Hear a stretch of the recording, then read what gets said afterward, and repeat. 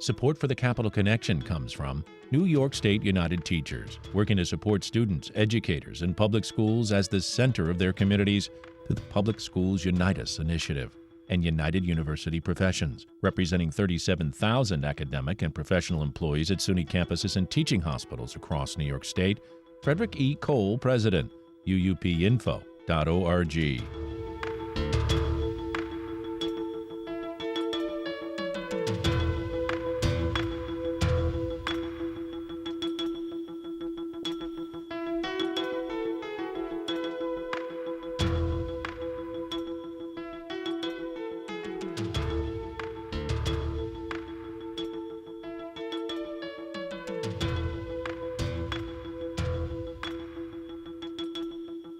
It's the Capital Connection. Hi, I'm David Gustina. Joining us this week is Lauren DesRosiers. She's the senior staff attorney, adjunct professor, and the incoming director of the Immigration Law Clinic at Albany Law School. Welcome, Lauren. Thanks so much for having me. Tell us a little bit about yourself. How do you find yourself back in the region? I know you told me before coming on air you're from Columbia County, but here you are upstate in Albany, about to become the new director of the Immigration Law Clinic. What brings you to our area? Quite frankly, the Immigration Law Clinic does. I grew up in Columbia County. I didn't anticipate that I would be moving back to upstate New York, but after spending some time in other parts of the country and going to law school and working down in New York City for a while, I found myself coming back to the area because there was an opening for a staff attorney position at the Immigration Law Clinic.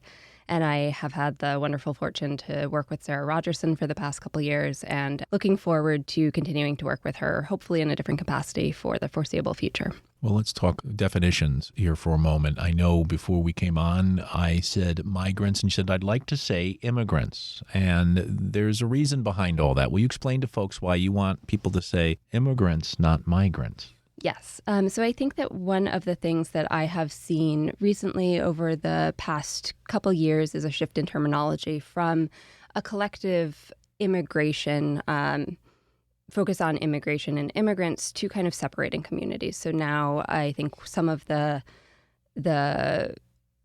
verbiage and terminology that New York City, for instance, is using is kind of splitting people between asylum seekers and migrants. And I think that that's the wrong approach, because I think that it artificially creates division between a community, and it posits one group as more worthy than another group without actually being based in anything particular. And I think that migrants in particular, I want to steer away from, because that is often a term that is outside of the immigration structure. There's like a view in that kind of word that means that people aren't actually able to access the legal immigration system.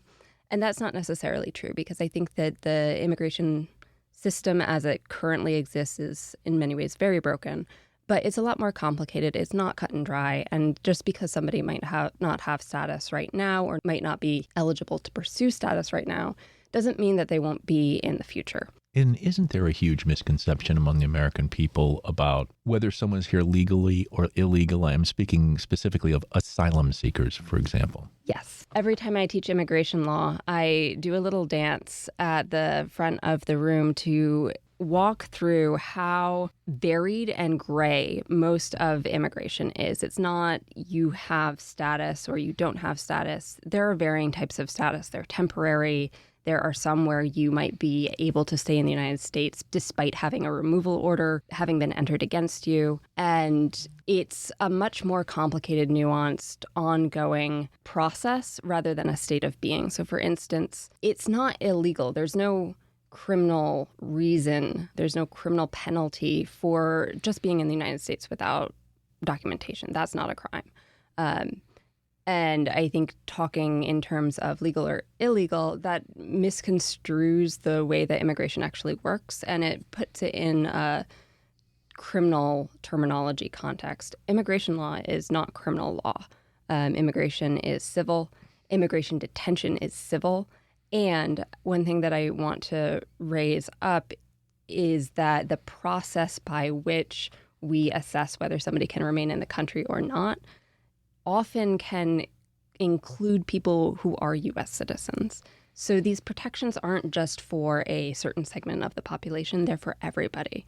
And as soon as we start chipping away at a lot of the protections that we have in those contexts and allowing certain segments of the population to, for instance, be reported to ICE, that starts chipping away at everybody's protections, right? So we saw that particularly with the protests in Portland in 2020 with DHS having arrested and targeted U.S. citizens, like particularly U.S. citizens. And so I think that really highlights how the protections that we give to the most vulnerable are protections for all of us. Well, and the most vulnerable have been shipped all over the country, including here in New York. And this is playing politics with human beings for sure. I think most people agree with that. But what is our status? Give us an update on New York and what's happening now. We saw so many immigrants coming into New York City. There was issues with housing them and protecting them. And you had some upstate areas, including Albany, declaring themselves sanctuary cities and welcoming migrants. Others said, no way, keep them away. And this political football using human beings continues, wrapped up in politics, which, when you look at the birthright of this country, as we all come from somewhere else, kind of smacks that value right in the face, doesn't it? It sure does. And I think one thing that I really want to highlight is how much of an opportunity this is to hold fast to our values and the values that we have as New Yorkers, as, Americans in kind of like whatever sense of the word that means to you. Hold to the protection and the welcoming kind of postures that we've held ourselves out to have. Right now, there are over 900 people who have been relocated by New York City to the Albany area. Many of the local organizations have been working very hard to make sure that people are taken care of. And one of the reasons that the organizations locally have had to work so hard is because the vendor from New York City was not adequately prepared to do the things that they had been contracted to do. And that's an organization called DocGo, right? And they were involved with COVID initially, and then they got the contract for immigration, and that didn't go well. It did not. And we found out earlier this week that the New York City mayor's office will not be renewing their contract for the relocations and for also the care that they are providing to people in New York City. However, DocGo has had its contract extended for people who are upstate through the remainder of the year. So that is something that we will continue to negotiate around. I think that there has been a lot of really excellent reporting coming out of several Albany reporters, and I think that the New York City comptroller has done a very good job of advocating for more thoughtful use of those funds. One thing I think that we're seeing, and I see in a lot of different places throughout immigration, throughout the country, is the kind of idea of like disaster capitalism and profiteering. And that's something that I find really concerning because these are people. Their presence is not a crisis. They are, at the end of the day, kind of ending up being the scapegoats for for-profit corporations to make a lot of money off of. And I am hopeful that as things turn to kind of more established organizations that know what they're doing, that have backgrounds in immigration or resettlement, that a lot of the concerns that we've had from the very beginning up here will start to be addressed. In the meantime, you are addressing them at the Immigration Law Clinic, right? You and your students are working to help with this situation. Tell us a little bit more about that. So what we're doing is we're really supporting our local organizations. So for instance, the Legal Project and Prisoners Legal Services have really done some incredible work around making sure that people don't fall through the cracks. So one of the issues that we have upstate is there's no immigration court in Albany. For people who are in Albany, they're venued out of Buffalo, so that's very far away. And there aren't enough immigration lawyers here. So for instance, I have students who are graduating this semester who would love to stay in the area and do humanitarian immigration work, but there aren't any jobs. And so one of the hopes, I think, long term is that this will demonstrate the need for more investment in immigration legal resources. We did even see, I think, what was a Westchester County executive, George Latimer, said, we'll set up an immigration court here in Westchester County. That idea came out and then flew away. Yep. And I think one thing that we have advocated for kind of throughout the country, and this is one of the things that a lot of immigration advocacy groups really have targeted as one of the answers to kind of fixing a lot of the systemic problems, is more immigration courts, more immigration judges, more asylum officers, because a lot of those agencies were really caught up in dealing with some administrative hurdles between like 2016 and like 2022 or so, and a lot of those are still kind of like being worked through. But the kind of damage that the Trump administration did to the inner workings of those agencies. In terms of dismantling, firing, things like that? Yeah, and implementing policies. So for instance, immigration judges didn't have as much control over their docket. They had restrictions on what they could do for cases. So instead of being able to terminate cases, that they would be able to, so that people would be able to go pursue status through a different agency, because of the many different agencies that affect immigration. You can't always get the form of relief that you're eligible for in the forum that you're set in. So the immigration judges were prevented from doing that. So it ended up they weren't able to move cases off of their docket, and their dockets ballooned. Right now, the asylum officers are conducting more credible fear interviews, which is like the very, very, very beginning stage of an asylum claim that happens when you enter at the southern border. They're doing more of those upfront as quickly as possible than they were doing during the Trump administration. And that all serves to kind of move people out of the system as quickly as possible. But you can't do that when the system is as backlogged as it is. And not to forget that it was Kamala Harris who was sent to handle the immigration problem. She went down to the border and said, turn around and go back. Yeah. And I think one thing that I am concerned about is how a lot of the people who are administering kind of the immigration responses don't have any fluency in immigration law, immigration policy, the history of why the situation is the way it is. And that's really concerning to me, because it means that there are kind of like short-term stopgap solutions that address maybe like the very preliminary thing that's right in front of you, but doesn't actually address the systemic issues. So it really doesn't make a big difference. And we're seeing that not just at the federal government level, but I think at the state government, and then definitely at the New York City government level. The New York City government does not have anybody who is running kind of their response to the increase in people who are seeking shelter there who don't have permanent immigration status. No, none of them have any background in immigration, and they've admitted that, like in public, on the public record. And that's really concerning, because it means that a lot of the opportunities that should be facilitated for people are missed out.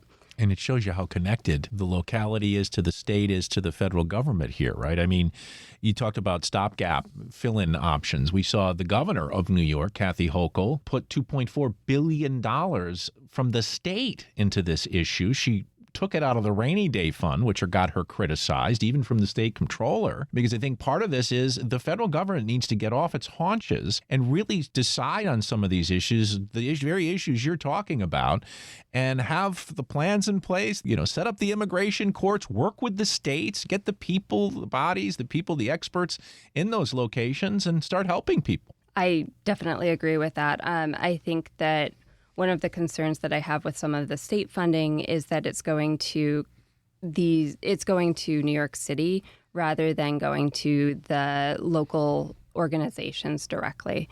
And I think as more contractors, as more emergency contractors get pulled into the New York City response, it means that a lot of money is going to corporate pockets rather than actually to the people who, one, are doing the work, two, are actually affected. So, for instance, the New York State Relocation Assistance Program that is run by local organizations is severely underfunded. They don't have enough money. Centro Civico Ibero up here has been doing a really fantastic job. And a lot of that could be the solution, but the state isn't funding it to the extent that they could. I could go on for a very long time about what the federal government is doing or not doing. I think there is such a impasse at this point that it's hard to kind of see a way around. The federal government hasn't acted on immigration reform in 20 to 30 years. And that requires Congress. So Congress has to change the statute in order to actually have meaningful, real change and address the issues. That's not happening. What's left are agency rulemaking and executive order. Agency rulemaking tends to get wrapped up in litigation. Executive order does too, but it's quicker. I think one of the problems that is... And can be undone by the next president. And can be undone. And even then, one of the things that is troubling to myself and a lot of other immigration advocates is the way that the Biden administration is kind of caving to a lot of very, very right policies. So, for instance, the calls to shut down the border were a Trump-era attempt. The courts decided in, I think 2018 that the provisions that Biden is citing to were not, they couldn't do the things that Trump was trying to use them to do. And now we just see Biden trying to do the same thing, even though we now know, per the courts, that that's not how that works. But that's where we get into the politics of fear and raw politics, right? Because the Republicans are spreading fear about immigrants and what they could possibly do or bring with them when they come through. You got an election year where Biden and Trump are back-facing each other. Biden knows that's a salient issue. And if you want to convince the independents, he's probably calculating, I stay a little to the right on this until the election.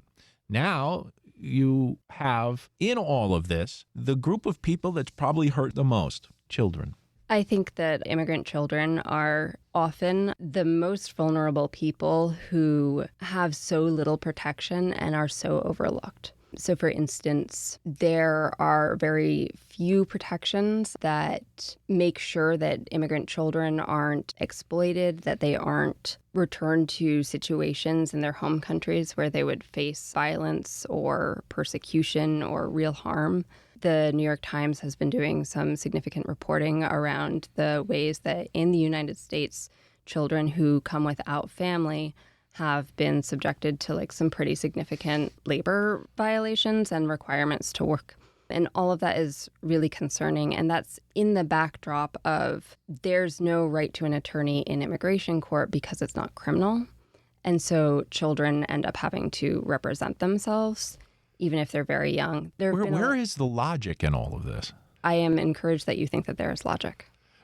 Okay, good. So I don't think there's logic. It doesn't seem to make any sense to me. It'd be one thing that we could all agree on. Children should have a representative in that room. There are some really great organizations. So, for instance, KIND, Kids in Need of Defense, who do an incredible job of providing counsel and representation to children, but there is no right to an attorney. And that is, I think, one of the fundamental ways that some of the enormous amounts of money that are being spent at the New York State and New York City level should be redirected to immigration attorneys. The New York City Comptroller released a report recently about the effects of the very, very good economic effects of providing people with immigration counsel. You're, I think, 10 to 11 times more likely to succeed in your immigration claim if you have a lawyer representing you in immigration court.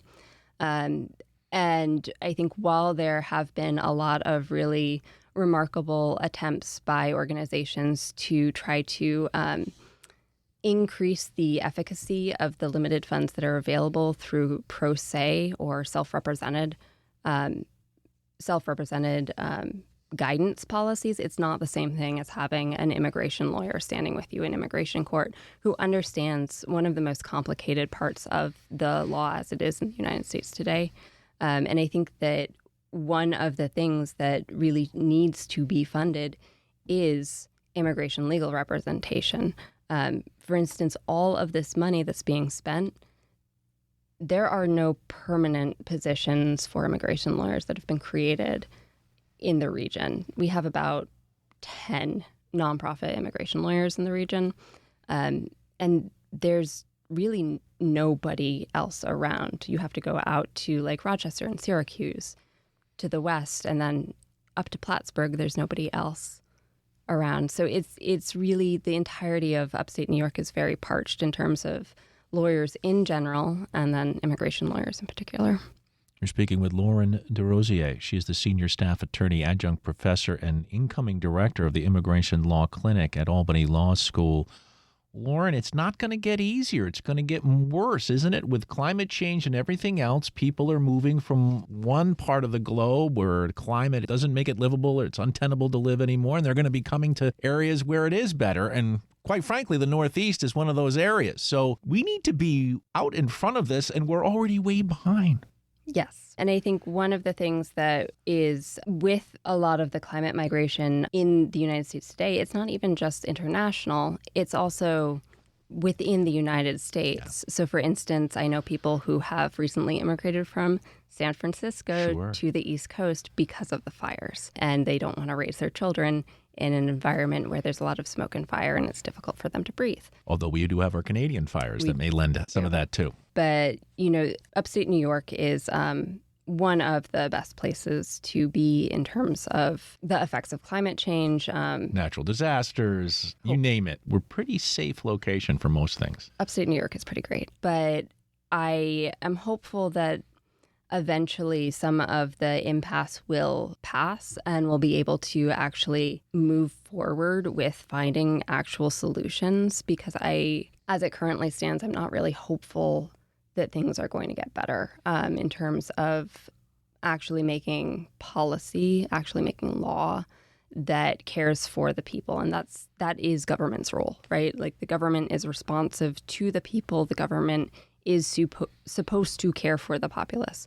And that is not what is happening in most areas, not just immigration. So I am hopeful that I think as more people become really engaged in finding their voices and advocating for the things that they need to do to survive. And I think particularly like my students, like younger people are really holding a lot of the politicians of the kind of like inaction to task. I'm really hopeful that that will have some sort of effect, because as it currently stands, kind of the entrenched power dynamics are making change impossible. I agree with you. I think many of my students are really tuned into the inequities in the world and they want to solve those. Let's hope they don't get jaded by the time they get there. I like to call myself a cynical optimist. Nice. Because and this is something that when I teach my students immigration law, it's hard not to become cynical. Immigration is based on racism. Yeah. Chinese Exclusion Act is like the beginning of federal immigration policy. And so much of what immigration law does, if you look at kind of the history of it, you see the realities of what the United States does and what it prioritizes and how much it has prioritized white supremacy. And look, former President Trump is saying, we need people from Denmark, places like Denmark, the good countries. People flee the United States to go to Denmark. Correct. Also, I don't want to let Democrats off the hook because, for instance, Eric Adams, the mayor of New York City, has said some really horrific things that I'm not going to repeat because I don't want to give that more coverage. But Democrats are not necessarily better. And I think one of the things that has been really surprising, particularly in the past 6 months or so, is the really rightward swing of a lot of Democrats, particularly with regard to immigration. Well, you're always going to have an anomaly. You're always going to have an immigrant involved in something that's illegal or bad. They're going to then use that as the example for all immigrants. You've got the head of the city of New York. He's got a job to do. It's going to be held with him. So you see where this all falls down on fear again. We're back to fear, right? Isn't it just about fear? Like, what are these people going to do to us? We did a great piece in Albany on the number of immigrants who have come, established businesses, and are surviving and working together and asking for no handouts. The xenophobia and the fear rhetoric is very good for politics. It's very good for creating a base. It is not based in fact at all. Immigrants are about half as likely to commit crime than U.S.-born citizens. That has been proven over and over again, including by the Cato Institute, which is a right-leaning libertarian think tank, and they have done several studies regarding the crime rates for immigrants versus U.S.-born citizens, and that's backed up by pretty much all the data. It's been researched time and time again, and pretty much definitively, immigrants make communities safer. Well, it's a discussion that needs to continue. Unfortunately, we're out of time. Our guest has been Lauren DesRosiers, Senior Staff Attorney, Adjunct Professor, and the incoming Director of the Immigration Law Clinic at Albany Law School. Lauren, what a pleasure meeting you. I hope you'll come back and talk more as this problem continues in our state. Well, I'm always happy to come back and rant about immigration, so I'm looking forward to it. Me too.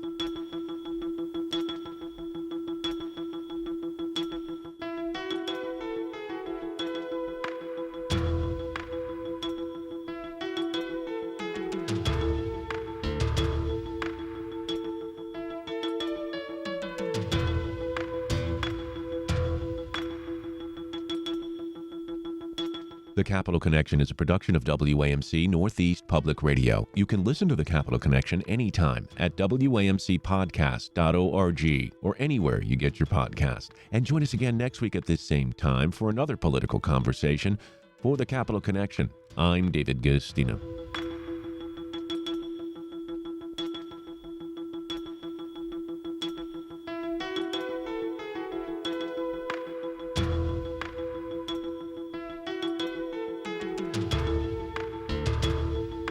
Support for the Capital Connection comes from New York State United Teachers, working to support students, educators, and public schools as the center of their communities through the Public Schools Unite Us initiative.